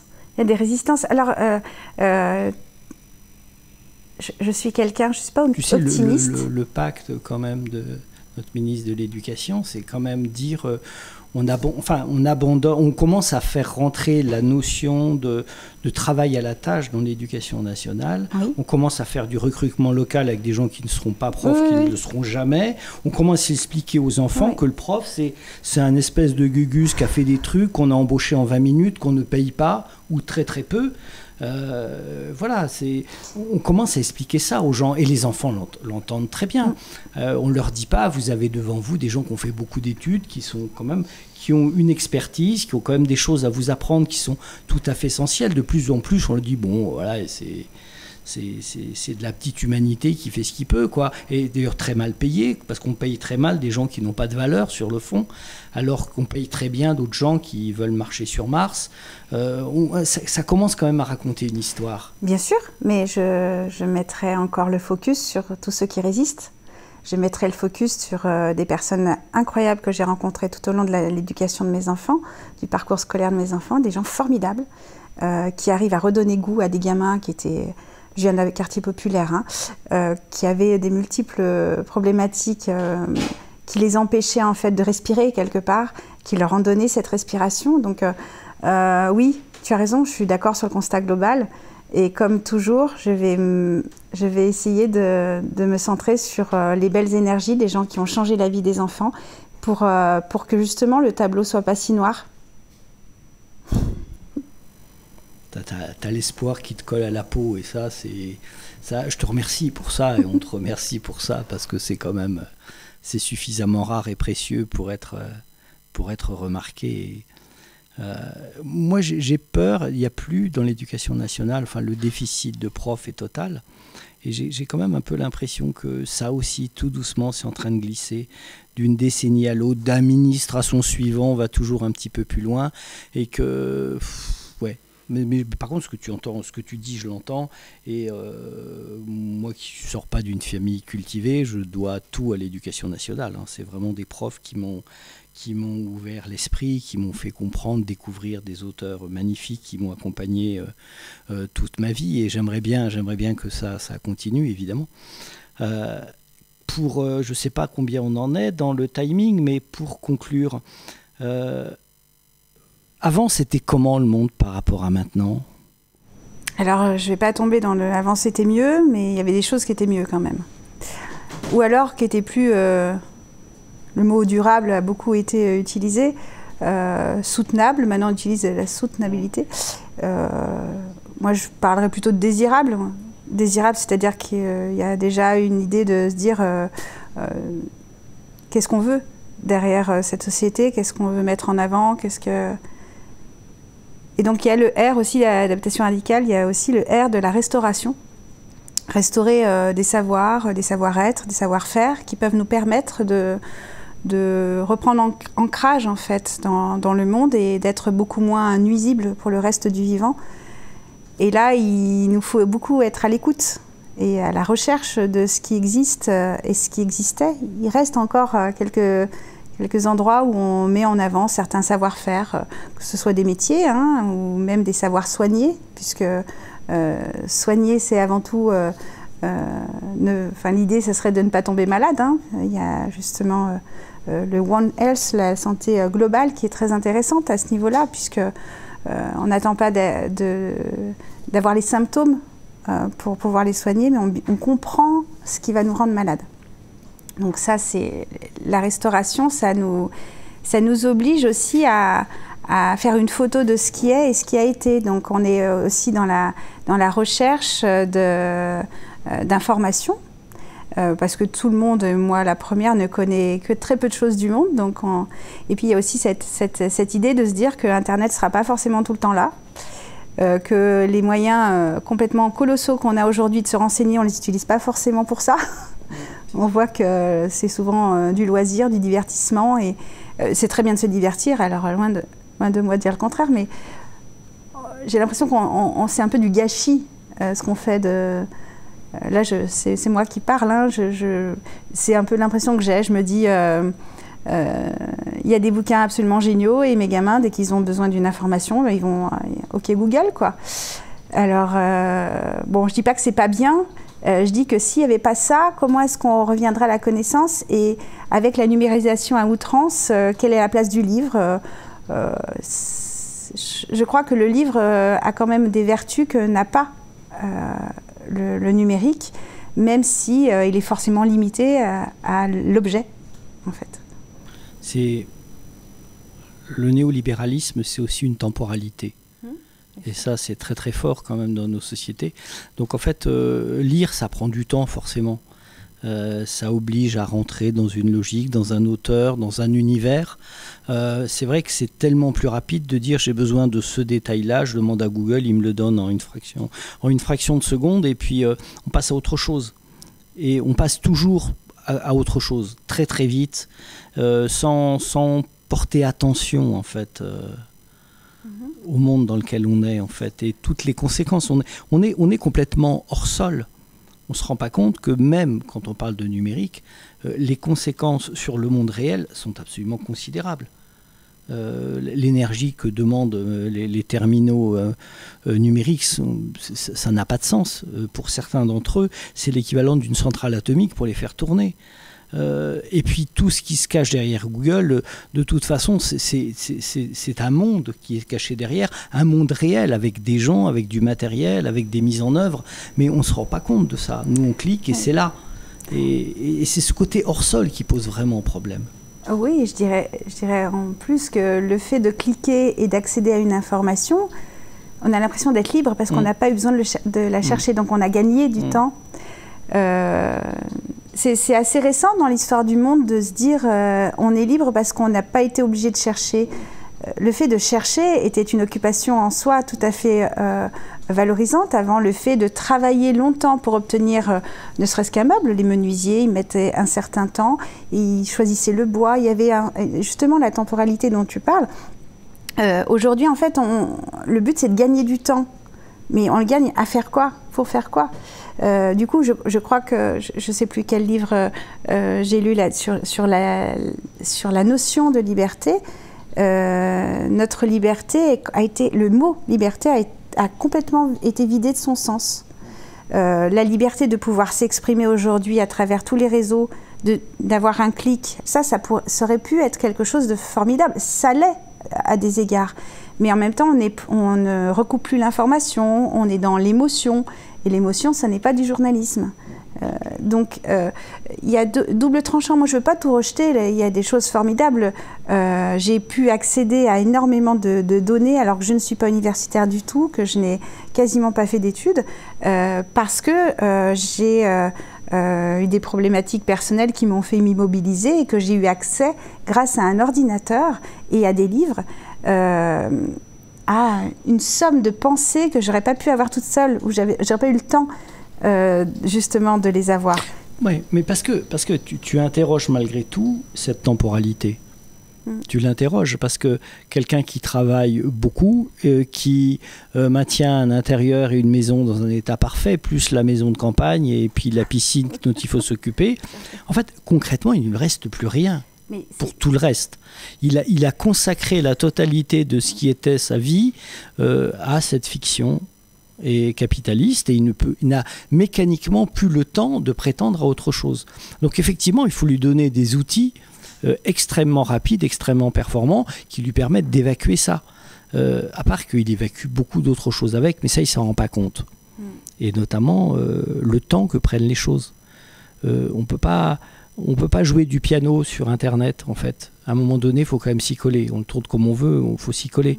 On ne peut pas faire du sport comme ça. On ne peut pas apprendre à fabriquer des meubles ou je ne sais pas quoi sans y consacrer énormément d'énergie. Et penser que ce temps, c'est de la culture, que ce n'est pas du temps perdu, qu'on n'avait pas juste une information à chercher, mais qu'on avait un monde à découvrir, en fait. Et ça c'est vrai que c'est complètement incongru dans une temporalité néolibérale. On est efficace. Oui, et d'ailleurs, quand on pourrait revenir à l'histoire du crédit, le crédit qui permet d'accéder à quelque chose tout de suite alors qu'on n'a pas économisé, ça a aussi brouillé les pistes. ça a empêché la liberté notamment de certains de faire grève, justement, parce qu'ils étaient tenus par les crédits. C'est une façon de maîtriser justement les populations. Faut pas en parler au passé, hein. Oui, tout à fait. On est dedans, hein. Oui, on est dedans. Moi, la notion de liberté, je reparle toujours des enfants parce qu'ils sont justement assez neufs, de moins en moins parce qu'ils vieillissent, mais en tout cas, ils ont des réflexions et en fait, pour eux, par exemple, le temps devant une tablette, devant des films, tout ça, c'est un temps bien passé. C'est-à-dire que pour eux, c'est la liberté de pouvoir le faire. Ils n'ont plus école, là maintenant, c'est la liberté. C'était pas le cas, pourtant je suis pas si âgée que ça, je vais avoir 45 ans. J'ai pas du tout vécu là-dedans. On a eu une télé de manière anecdotique et assez tard. J'ai pas vécu là-dedans, donc je peux pas les juger en disant c'est bien, c'est pas bien, etc. Mais je suis perdue un petit peu. Et je leur dis, eh ben, ils vont avoir un peu d'argent pour leur anniversaire et ils vont acheter quelque chose. Moi, je leur dis, on peut passer un moment ensemble à tel endroit, on peut le dépenser différemment. Enfin, non, ça n'intéresse pas. Et quelque part, s'ils n'ont pas accès à ça, ils sont frustrés. Pourtant, ils sont élevés quand même dans une famille assez différente d'un certain nombre de choses. Donc voilà, on est empêtré dans notre société, on est empêtré dans les désirs qu'on déclenche chez nous. Nous, on n'a pas la télé, pourtant les pubs, ils les voient d'une façon ou d'une autre. Donc c'est pour ça que le système de valeurs, moi je parlais de l'éducation nationale, pourquoi? Parce qu'en fait, les profs peuvent beaucoup de choses. Ils peuvent aussi baisser les bras et ils peuvent en souffrir énormément de leur travail et vraiment, je crois que malheureusement, ils ont de quoi faire, ils ont de quoi en souffrir. Mais il reste encore des endroits où on pourrait faire des choses. Et ça, on veut le détruire en faisant justement des écoles pour chacun en fonction des parcours, en étant élitiste dans la méritocratie, on essaye d'isoler les populations les unes des autres. Et il reste encore un peu dans certains endroits, un certain mixage. On nous fait l'apologie du service militaire, qui était le seul endroit où on pouvait croiser quelqu'un qui n'était pas de sa condition. Je crois qu'effectivement, ça a eu ce rôle-là. Par contre, il y a aussi tout ce qu'il y a derrière par rapport à la militarisation, par rapport à l'enjeu de la violence qu'on finance avec le plus gros programme de militarisation qui a été voté récemment, la programmation militaire. À nous de redéfinir cette violence, et pour moi la première c'est la consommation qui justement avec les inégalités criantes font que toi tu peux pas. Et après on va montrer du doigt le gamin qui va piquer une paire de baskets. Tu connais la définition c'est Thierry Hermann de la demeure du chaos, oui, non, je connais qui est à Collonges au Mont d'Or. Qui a fabriqué une espèce de musée très étrange, très décrié, enfin bon bref. Thierry Hermann, un jour, présente l'arme de destruction massive la plus puissante que l'humanité ait jamais inventée, et il présente un container, juste un container. Il dit on n'a jamais fait pire que ça, parce que ça coûte 200 balles pour amener ce truc-là plein depuis la Chine jusqu'au terminal de Fos-sur-Mer. Et ça, c'est dramatique. Oui, parce que et puis ça ne coûte rien. Rien. Mais tu sais qu'ils ne les gardent pas. Ils les remettent dans les bateaux vides parce qu'on n'a rien à amener en Chine, nous, en fait. Ou très peu. Oui. Donc quand ils arrivent en mer, ils les balancent. Et ça finit au fond de la mer parce que ça consomme trop de les transporter jusqu'en Chine et les re-remplir. En fait, ce qui est intéressant, c'est quand ils arrivent en Chine, ils soient déjà pleins, on les remet sur le bateau et ça repart. Ah oui. Et ça, évidemment, sur des décennies et dans les proportions dans lesquelles on les utilise, ça devient une arme de destruction massive de l'humanité. On a touché du doigt. Lorsqu'il y avait cet énorme bateau qui était bloqué dans le canal, là, qui a empêché on s'est rendu compte des pénuries, enfin, un petit peu. Oui, pénuries. Un petit peu. Non, mais donc la restauration, c'est justement de se dire voilà, bon, déjà, on essaye d'être lucide, dans le sens de ne pas être dans le récit du capitalisme et regarder les implications que ça a, et puis de se dire, voilà, il y a des choses qui étaient bonnes, des choses qui étaient moins bonnes avant, qu'est-ce qu'on peut encore... Il n'y a pas la notion de sauver, j'allais l'utiliser ce mot, alors qu'il est faux, il ne représente pas, mais qu'est-ce qu'on pourrait faire, justement, restaurer, remettre en avant et reformer les gens, peut-être même à certaines notions, et peut-être celle de la liberté, justement, du débat qui fait vraiment défaut dans la société aujourd'hui. Lorsque on voit des gens qui ne sont pas d'accord, ils se dressent les uns contre les autres, ils ne débattent pas, il n'y a pas un échange d'idées, il y a des invectives, des petites choses comme ça pour faire le buzz. Moi, j'adorais les débats, même politiques, avec des gens avec lesquels j'étais pas d'accord. Et justement parce que j'étais pas d'accord, c'était intéressant. Aujourd'hui, non. On est à tirer la couverture. On ne cherche pas à convaincre, on cherche à gagner des voix. Et peut-être d'ailleurs, la meilleure façon de faire changer les choses, c'est d'arrêter d'essayer de convaincre. C'est de se dire, je montre l'exemple, l'exemplarité. Je suis heureuse ou je suis heureux, je vis autrement. Et je ne cherche pas trop à te... Toi, tu fais ce que tu veux, mais moi, je suis heureux. Et peut-être que c'est une piste, parce qu'on n'est pas justement dans la... je fais mieux, et toi, tu fais moins bien. Dans la hiérarchisation des modes de vie. Voilà, donc il y a la restauration, et puis donc le quatrième R, c'est le renoncement dont j'ai déjà parlé, mais qui est essentiel parce comme tu disais, il y a des choses qui ne vont pas. Donc il faut qu'on décide ensemble et de manière le plus démocratique possible de ce qu'on cherche à garder parce qu'on a un intérêt général et que les gens décident qu'on le garde. Par exemple, on pourrait parler du plastique. Le plastique, il y en a absolument partout, dans tout. Par exemple, dans le domaine médical, pour les soins, on ne sait pas se passer du plastique jetable. On pourrait se dire qu'on l'enlève dans beaucoup de choses et qu'on le garde là-dedans. C'est une piste, je ne sais pas si c'est ça qui serait décidé, mais disons pas tout jeter d'un coup, parce que déjà on ne pourrait pas, ce serait déjà pas... Voilà, je pense qu'on ne peut pas le mettre en œuvre. Mais du coup, ça obligerait une réflexion à tout ce qui est inutile. Et peut-être un questionnement philosophique qui n'est pas du tout superflu, qui est essentiel. Pourquoi on vit, toutes ces questions que la religion a permis de canaliser pendant un certain temps. On a quand même beaucoup de monde maintenant qui est beaucoup moins religieux, surtout avec l'éducation. Il y a une corrélation entre le fait religieux et l'éducation large, en tout cas, de la population.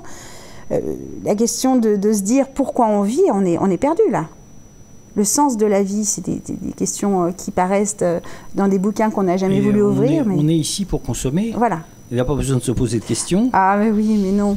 Non, mais c'est ça l'idée de fond. Oui, bien sûr. L'idée de ça, c'est ça. Ouais. C'est ce qui nous apporte, si on y arrive, un statut social, ce qu'explique bien Bourdieu. Ouais. Voilà, et de plus en plus, le capital culturel est en train complètement de disparaître. C'est plus qu'un capital financier qui nous permet de nous reconnaître les uns les autres. Oui, mais tu vois, je jouais avec ma fille à la bonne paye le dimanche. C'était un mec qui était dans un hamac avec une fleur comme ça et il dormait. Mais là, le dimanche, maintenant, il faut faire plein de trucs. Tu as une expo à aller voir, tu as ça, qu'est-ce que tu as fait? J'ai rien fait. C'est une réponse qui n'est pas valable socialement. C'est ça. Et du coup, l'oisiveté est quelque chose de décrié, comme si tu étais un feignant, alors que l'oisiveté fait naître les rêveries, les réflexions, et permet de se reposer. Et puis c'est plus grave que ça, c'est qu'en fait, c'est pareil, ça rejoint la méritocratie. D'accord, on travaille beaucoup, on est très remarqué pour le travail qu'on a fourni en nombre. Mais le problème, c'est que le travail détruit tout. Il est en train de détruire le monde. Parce qu'on produit quoi? Quel type de travail? Oui, on produit du plastique, on produit du CO2 dans des conditions, du carbone dans des conditions incroyables. Tu as des gens qui s'amusent à faire des corrélations entre le pouvoir d'achat et le pouvoir de nuire. C'est vraiment ça. Au-delà de 1500 ou 2000 euros par mois, tout ce qu'on gagne en plus, c'est vraiment du carbone. C'est fabriqué en carbone, dans du transport, dans des voitures, dans tout un tas de choses. Et en fait, c'est qu'une capacité à nuire. Oui. Et que c'est ça qui est respectable aujourd'hui. Et si t'as pas... les célèbres blagues sur les Africains qui sont feignants, tout ce discours sur les gens qui ne veulent pas jouer le jeu. Oui, et puis il y a même l'histoire... là, maintenant, on a voulu avec c'est Paul Ehrlich, je ne sais plus, la bombe P sur la surpopulation dans les années 70, excusez-moi de mes approximations, sur l'idée en fait que le problème, et ça a ressorti, Nicolas Sarkozy en a reparlé, c'est justement la surpopulation de l'Asie, de l'Afrique qui est un problème à régler pour l'écologie, mais pas du tout. Alors je ne dis pas que c'est... j'ai écouté l'émission Sismique là-dessus.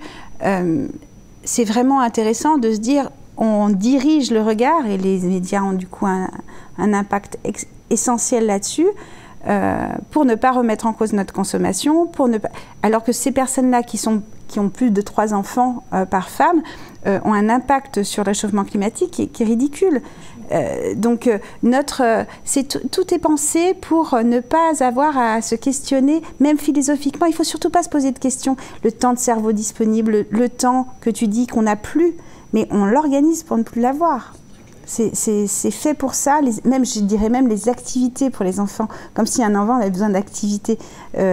Maintenant, je le vois avec mes enfants, ils savent très peu s'occuper tout seuls. Ils ont besoin d'un écran, d'un jeu, alors que je sais m'être amusée avec quasiment rien. Et je ne fais pas Cosette, mais bon, c'est vrai, c'est qu'on ne sait même plus s'occuper notre vie sans relais, qui sont des relais qui détruisent le vivant, tout le temps quasiment. Enfin. Tu parlais de l'impact qu'on peut avoir dans certaines régions du monde par rapport à nous. Globalement, un Africain va produire 0,8 tonnes de CO2 par an.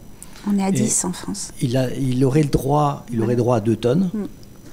Et 10, en même temps, la classe aisée est plutôt à 16. Oui. Et plutôt à 16 tonnes par an. On ne parle pas évidemment du très haut, du 0,1% qui est à la tête. Donc évidemment, tout ça, on ne l'explique pas.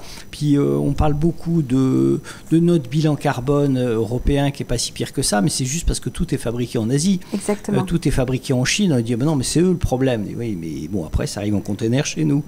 Et donc, comme évidemment, on n'a plus d'industrie, on a totalement arrêté ça, on n'en produit pas tant que ça de CO2, c'est vrai, c'est juste qu'on le fait faire ailleurs. Et je me questionne sur le on souvent. Ce que m'apprend en fait tout ce que je lis, c'est qui est le on.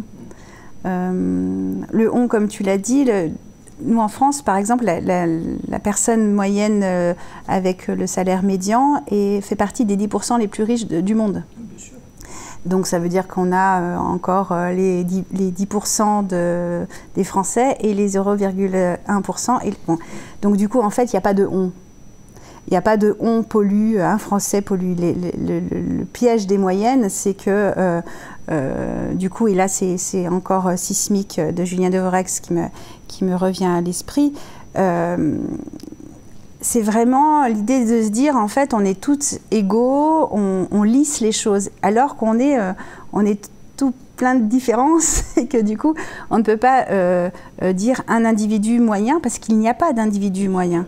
Et du coup, ça évite... alors, on a besoin de chiffres quelque part à un niveau macroéconomique pour faire avancer des politiques, je l'entends. Mais par contre, on ne les questionne pas assez, c'est on. Et du coup, on ne peut pas juger de la même manière moi et quelqu'un qui n'a pas de voiture, qui ne se chauffe quasiment pas. Moi, j'utilise encore tout le confort que m'offre la civilisation, et c'est mon choix. J'ai fait le choix de garder ce confort. Une personne qui est handicapée aujourd'hui, elle ne peut pas être écolo. Par exemple, et ça, on n'a pas du tout... une personne qui vit loin de tout ne peut pas ne pas prendre sa voiture. On n'est pas en fait. On est plein de gens différents. Et c'est pour ça que la solution la plus évidente, même si ce n'en est pas une dans la globalité, c'est de remettre du commun de partout. Du commun de partout, et que ce ne soit pas à travers le prisme individuel qu'on doit faire des changements ou qu'on doit s'opposer. Parce que l'humain est imparfait, et bien heureusement, et il est pris dans son confort, dans ses problématiques personnelles de santé quelquefois, même de dépression. Il y a beaucoup de gens qui sont dépressifs et qui n'arrivent pas à faire on parle d'éco-anxiété, de solastalgie.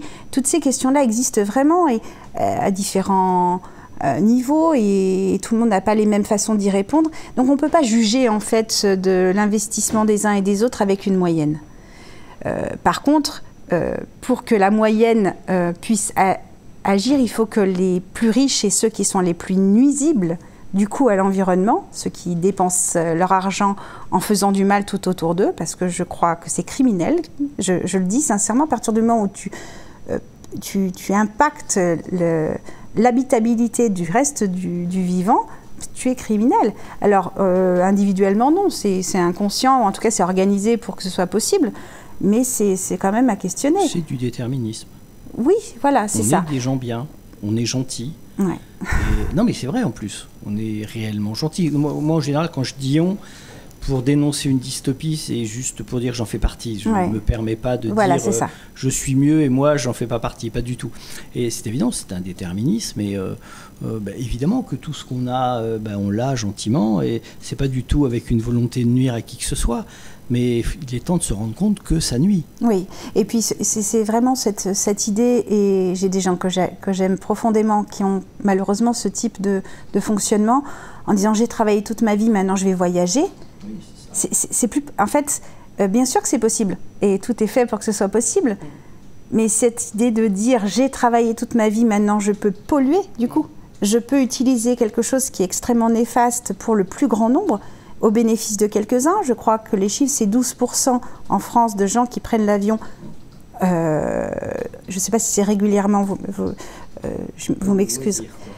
Et voilà, mais ça veut dire qu'il y a 90% de la population qui ne le prend pas. Pourquoi ces 10% ont le droit de nuire à l'environnement des 90%? C'est une question, je crois, philosophique. Système de valeurs. Et on ne peut pas ne plus se poser la question maintenant qu'on sait. Alors moi, par exemple, je fumais des cigarettes, j'ai fumé beaucoup pendant longtemps, j'écrasais mon mégot par terre. Et je le laissais comme ça dans la rue. Je n'avais aucune conscience de ce que c'était ce mégot par terre. Je ramassais mes déchets parce que je pensais à l'éboueur, mais le mégot échappait à ma logique, on va dire.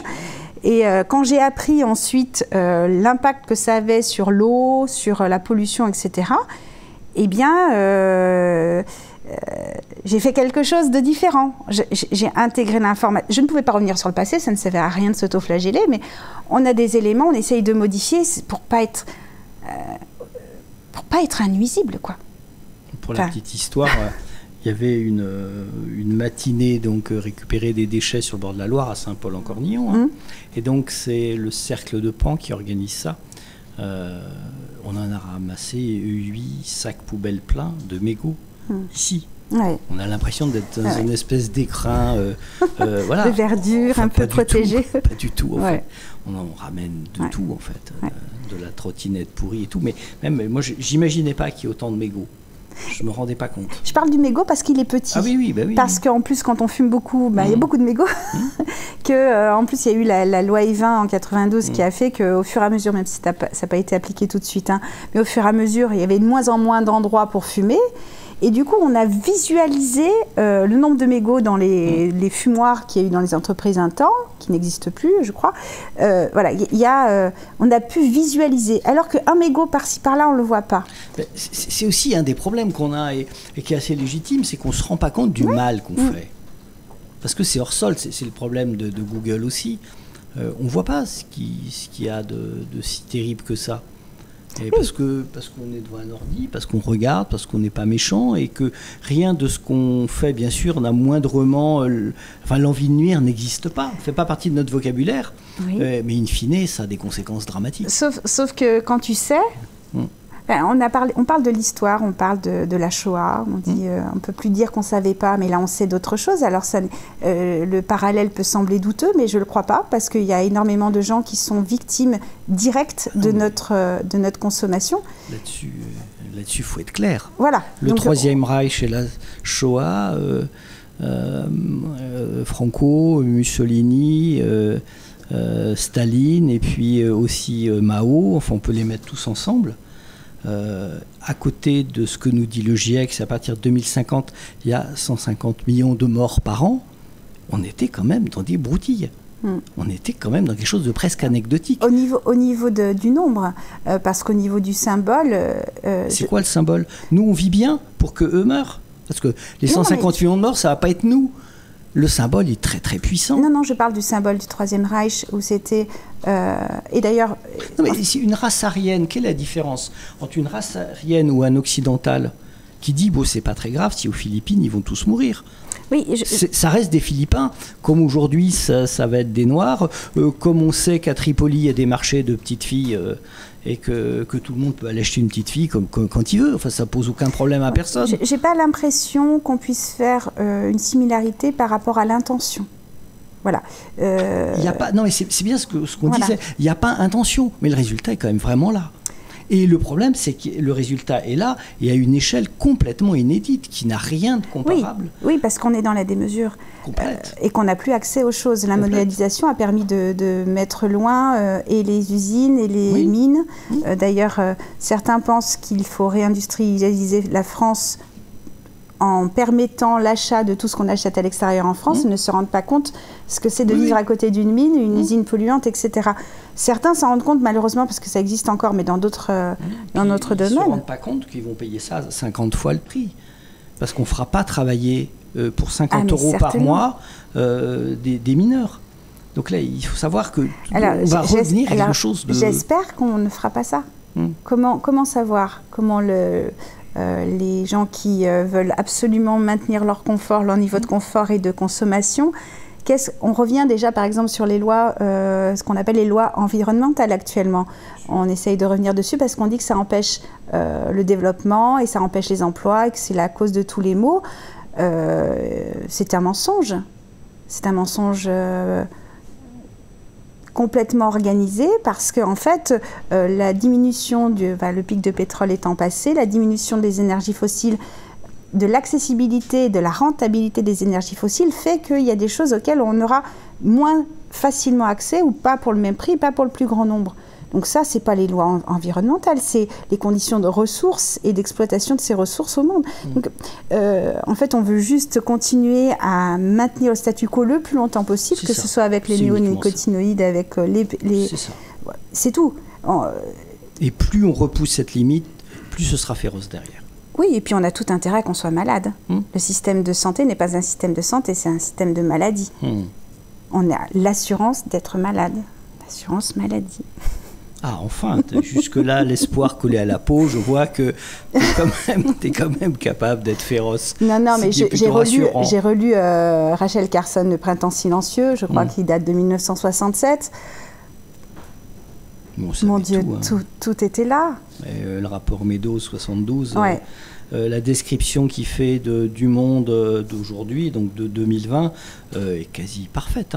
La modélisation est parfaite. Et c'est ce que dit Aurélien Barraud, des 9 hypothèses qu'avait imaginé donc Donella Meadows, puisque c'est elle qui l'a fait, c'est pas son mari, même si c'est lui qui officiellement l'a publié. À l'époque, on ne publiait pas les femmes. Oui, je sais bien, mais il y a des lettres magnifiques de l'éditeur, c'était un Allemand le premier, qui dit non, mais on peut quand même pas donner des leçons à l'humanité signées par une femme. Enfin, faut quand même, ça ferait pas sérieux. Non, ça ferait pas sérieux. C'est magnifique ça. Et d'ailleurs, tu vois, si je peux me permettre, dans notre discussion, j'ai un livre qui m'a bouleversée que j'ai relu. Et j'ai eu la chance de recevoir avec Adaptation Radicale, puisqu'on fait des petites soirées thématiques où on invite des auteurs qui nous semblent éclairants et intéressants à interroger par rapport à ce qu'on pense comme enjeu de société. Et Geneviève Pruvot, qui écrit un livre qui s'appelle Quotidien politique. On m'a beaucoup parlé de féminisme, j'ai beaucoup lu sur le féminisme. Mais c'est la façon qu'elle est chercheuse au CNRS, elle a une façon de mettre dans ce livre tout ce qui m'a passionnée dans les rapports de force et aussi dans la façon dont on s'organise en société et du coup qui induit des rapports de force ou non et des séparations et le fait de travail ménager ou pas, la charge mentale des femmes, le fait que les ventres doivent être remplis régulièrement. Enfin, elle a expliqué les choses notamment en prenant en exemple, parce qu'elle fait des recherches dans les tiers-lieux, dans les milieux alternatifs, et elle met en fait en lumière de manière très, très juste et passionnante notamment le féminisme de la subsistance. Donc en fait, c'est dans la façon dont on organise la société qu'on met forcément quelqu'un en difficulté. Et notamment, ça a été le fait de dire il faut un travail loin de la maisonnée. Hein. Elle parle de maisonnée. Alors je crois qu'elle se base sur Maria Mills, je crois, mais je ne suis pas assez calée sur les noms et je m'en excuse. Sur le fait de dire, en fait, avant, tout tournait autour de la maisonnée. Il y avait les bêtes à nourrir, il y avait des choses à faire dans les champs, mais on habitait tous au même endroit. Et souvent, la maisonnée, ce n'était pas la famille nucléaire comme on l'appelle aujourd'hui, c'était des oncles et tantes quelquefois, souvent les grands-parents. Pour ça, quand on me dit qu'on se soigne bien, vu la façon dont on traite les anciens, c'est terrifiant. Voilà, donc il y a beaucoup de questions qui se posent sur la façon dont on organise et le fait qu'il y ait un départ, parce que le papa, c'était le papa, hein, partait de la maisonnée. Et à partir du moment où le papa part, il ne peut plus être là pour faire plein de choses. Et comme elle l'explique, en tout cas qu'elle retranscrit dans cet ouvrage, elle disait, mais avant, même s'il était au champ, on pouvait aller le chercher, il n'était pas si loin, il n'y avait pas les moyens de locomotion d'aujourd'hui, donc on pouvait tout à fait avoir accès à lui, alors que là, plus. Il partait souvent loin, puisqu'il y a eu des usines, des endroits où on a regroupé les travailleurs. Et puis après, alors, ce qui a été formidable et qui est bien discuté, j'ai mon petit avis là-dessus, c'est la libéralisation de la femme. Sa liberté, c'était de travailler. Oui, tant qu'à faire. Ah oui, donc elle est libre de tout gérer et de travailler en plus, puisqu'en fait, il fallait absolument qu'elle participe à l'économie. Il fallait qu'elle... Donc ce travail non salarié, elle a continué à le faire, plus un travail salarié. Et après, il y a un peu l'école aussi des enfants qui est devenue obligatoire et beaucoup plus répandue parce qu'elle était déjà et pas toujours observée dans les premiers temps. Donc en fait, tout le monde part de la maisonnée et revient et puis utilise un petit peu, on se repose. Mais la femme ne se repose pas quand elle est rentrée. Alors, on me dit que les choses progressent, etc. Je crois qu'elles progressent très doucement et qu'elles ne...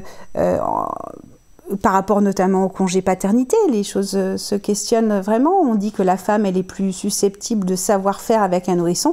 C'est pas qu'elle est plus susceptible, c'est qu'elle le fait. Au bout d'un moment, elle sait le faire. L'homme, la seule chose qu'il peut pas faire, c'est allaiter. Je crois que physiologiquement, c'est pas possible. Le reste, il peut tout faire. Et il deviendra extrêmement expert s'il le fait tout le temps. Donc, on organise le fait que la femme est la seule experte de l'enfant et du soin de l'enfant. C'est pas du tout essentiel, c'est pas dans ses gènes. C'est parce que tous les métiers, toute son éducation a fait qu'il faut prendre soin. Le care, on dit que c'est très féminin, mais on l'a organisé pour que ce soit féminin. Un homme sait tout à fait faire. Enfin, j'en suis convaincue. Oui, il y a du patriarcat et toujours cette temporalité néolibérale qui pousse dans une famille tous les individus à collaborer à cet effort capitaliste inexorable. En fait. Alors qu'avant, c'était autour de la maisonnée, tout était fait pour que la maisonnée fonctionne bien à différents endroits. Aujourd'hui, on est incapable de subvenir à ses propres besoins par rapport à plein de choses. On gagne de l'argent pour pouvoir le payer. On est devenus des incapables organisés. Et c'est très triste. Et la restauration, le R de la restauration, serait peut-être de remettre de la proximité, donc la convivialité, dans nos organisations. Tu parlais de 150 personnes, pourquoi pas? Moi, je crois qu'aujourd'hui, on pourrait, ne serait-ce que voir dans les petites communes,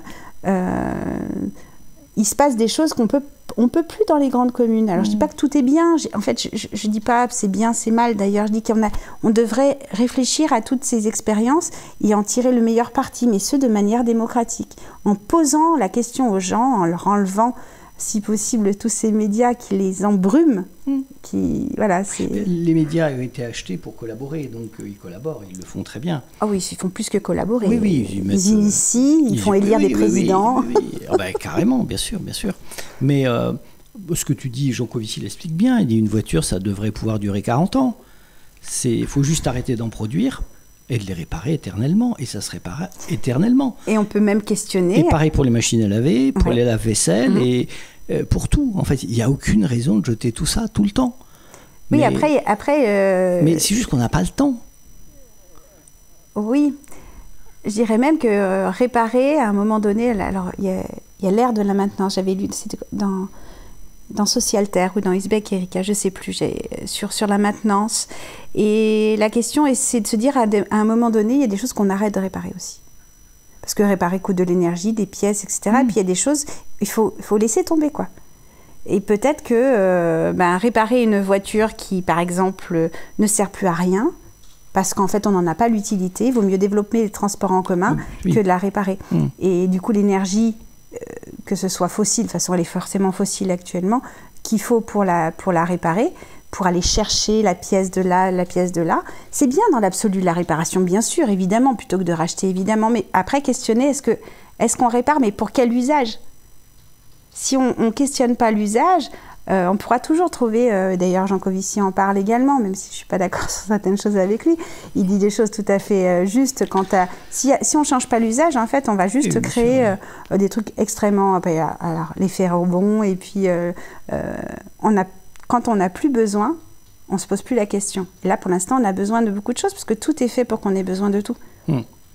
Et on a pris cette habitude, et si on ne possède pas toutes ces choses, de toute façon, on est quand même classé dans les mauvais, dans les infrahumains, dans ceux qui...